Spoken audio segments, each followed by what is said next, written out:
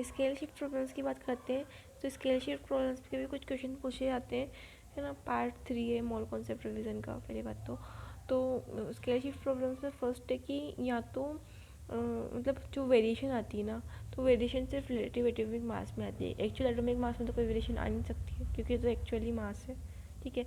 और gram atomic mass में भी कोई प्रॉब्लम नहीं आती है, कोई वेरिएशन नहीं आती है। रिलेटिव एटॉमिक मास में इसलिए प्रॉब्लम आती है कि वो कार्बन 12 के 1/12 मास से उसका कुछ मतलब एक रिलेशन होता है, तो इसलिए इसमें रिलेटिव एटॉमिक मास में चेंज वेरिएशन आती है।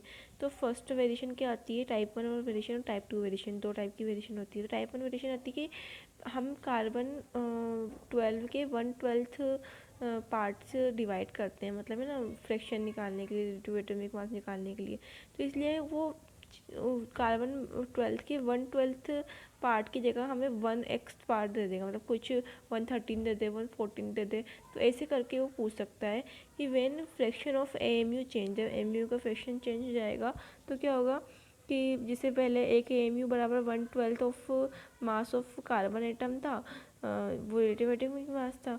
पर आफ्टर दैट क्या हो जाएगा कि 1 एएमयू बराबर 1x of mass of carbon 12, मतलब होगा तो कार्बन 12 ही, पर उसका 1x मास हो जाएगा, तो वो नया जो होगा रिलेटिव मास बन जाएगा।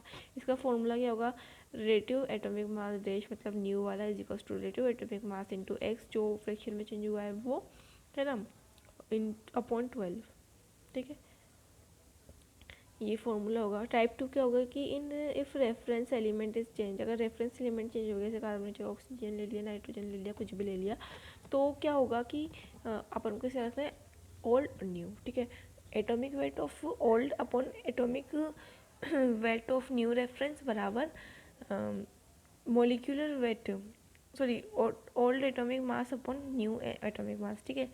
तो फर्स्ट है कि atomic weight of old, weight की बात कर रहे हैं अपन, न्यू, है ना, is equals to old atomic mass upon new atomic mass, ठीक है। वाटर ड्रॉप प्रॉब्लम पूछते हैं, तो वाटर ड्रॉप प्रॉब्लम्स में क्या होता है कि डेंसिटी जो होती है ना पानी की, वो बराबर होती है 1 ग्राम पर ml। तो मास ऑफ वाटर कितना होगा, मास और अपॉन वॉल्यूम बराबर 1 हो जाएगा, और मास और अपॉन वॉल्यूम बराबर 1 होता है, तो मास क्या होगा, वॉल्यूम के बराबर होगा। वाटर ड्रॉप प्रॉब्लम में वाटर का मास वाटर की वॉल्यूम के बराबर होगा।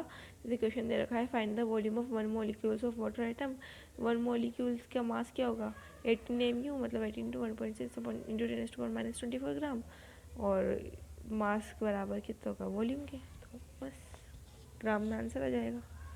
ये होती है स्केल शिफ्ट प्रॉब्लम और वाटर ड्रॉप प्रॉब्लम। सी दो प्रॉब्लम सॉल्व हुई, इसी के साथ मोल कॉन्सेप्ट खत्म होता है।